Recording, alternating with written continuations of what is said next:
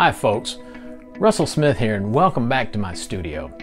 Now today I'd like to share with you a small side trip that I took while attending a recent exhibition in Colorado.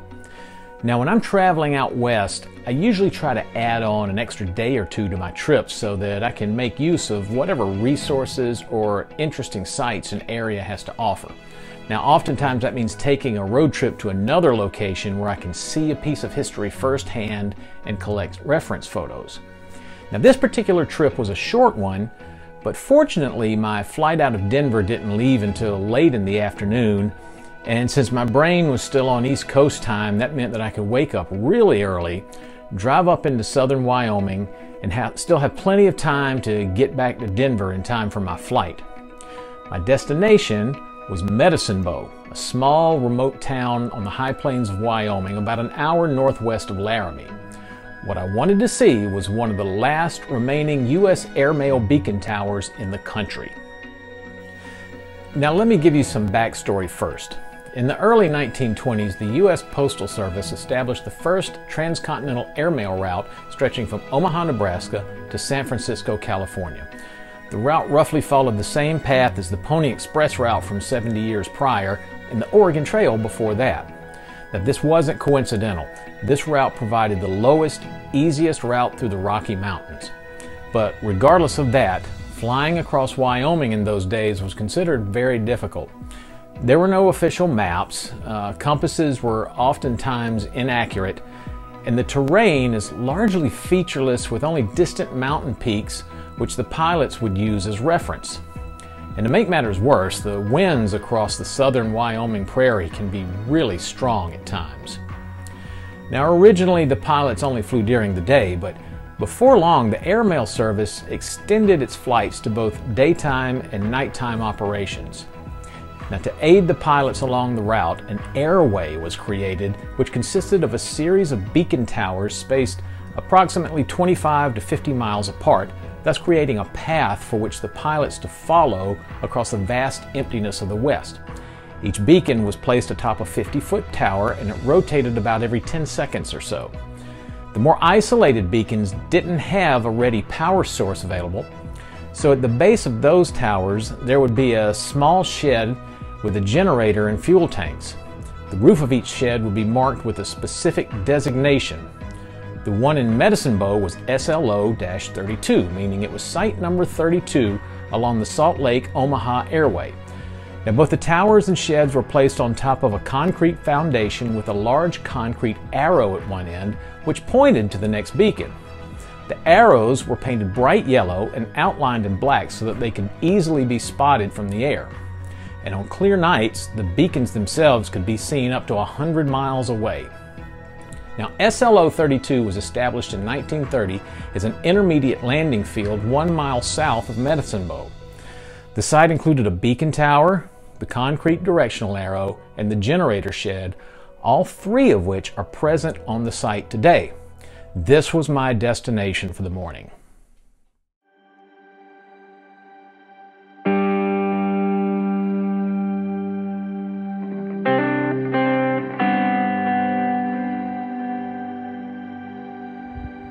I am now out in Wyoming, Medicine Bow, Wyoming, which is about 60 miles northeast of Laramie. Now, why would I drive all the way out to Medicine Bow, Wyoming? Well, this is it right here. What you're looking at right here is the last remaining US airmail beacon and signal hut left from the airmail service back in the 1920s. Back in the 20s, the government established an airmail route across the western US that approximately followed the old Pony Express route from 50 years prior. And along that route, about every 30 miles or so, they placed a series of concrete arrows which pilots could use as a reference point. And they would follow those arrows. They could see them from the air, and each arrow pointed to the next one and to the next beacon. And they would follow those arrows from one to the other, and it would help them maintain their route. And most of the arrows had a beacon tower and a signal hut along with them. Now there's still some concrete arrows left across the US here.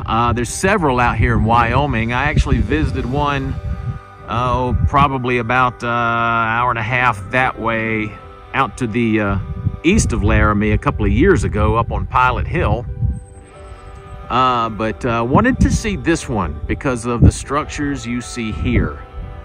So I came up here this morning. I'm going to pop the drone up in the air. And we're going to get some good reference shots and maybe get a pilot's eye view of what they would see with these huts.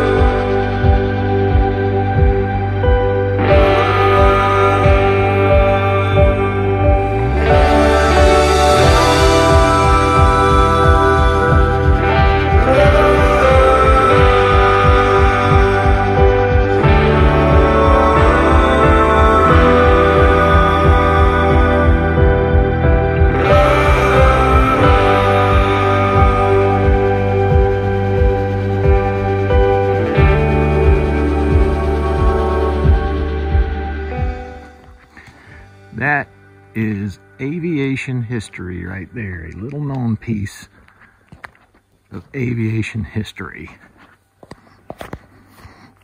It's really kind of neat to see the tower and the arrow and the signal house together.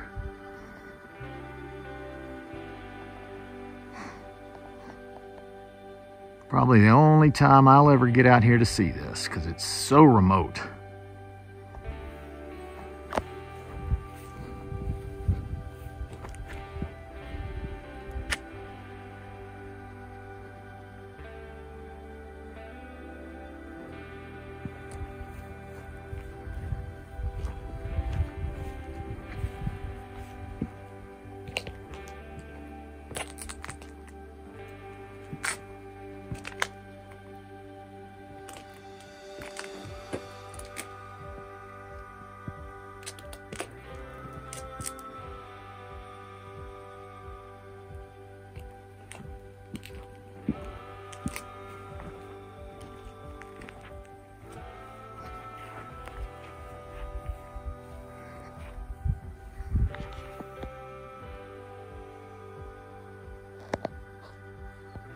Back in the days when this was in use, that tower would have been painted red and white.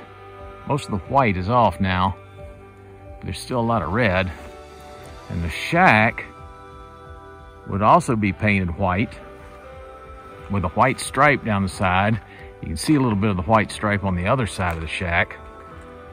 And I believe there would have been a number painted on the top. The number of the station, but I'd have to double check that. That way the pilots could reference it from the air.